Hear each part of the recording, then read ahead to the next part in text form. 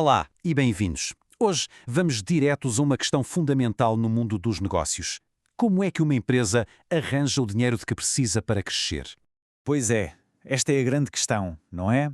Pensem lá, seja uma startup de tecnologia ou o café do bairro, chega sempre uma altura em que para crescer é preciso mais capital. A pergunta é, de onde é que ele vem?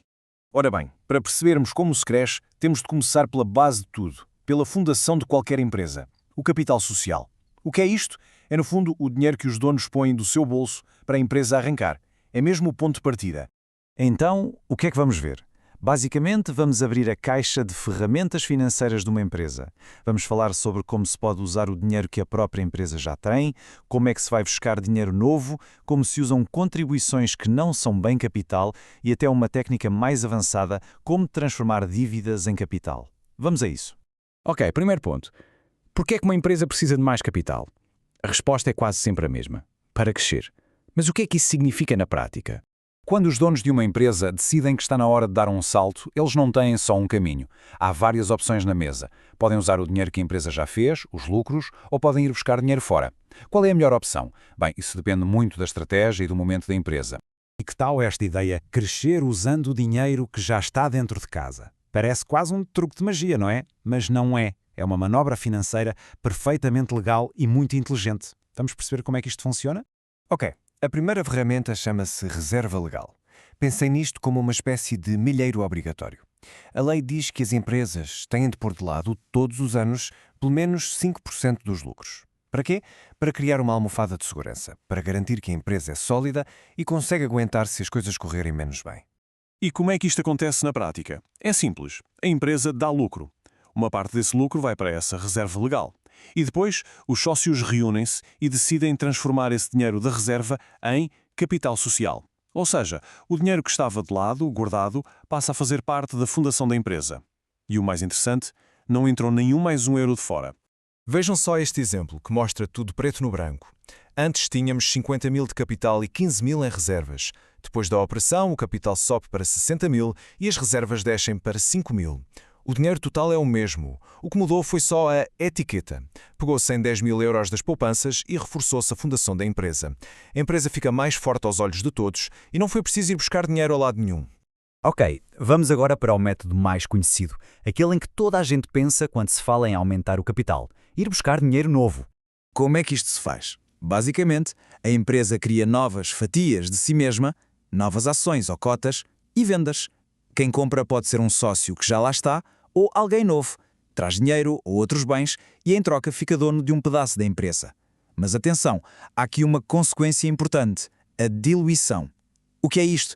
Significa que a fatia dos donos originais fica mais pequena. Por isso é que estas operações têm de ser muito bem definidas, para que ninguém saia prejudicado.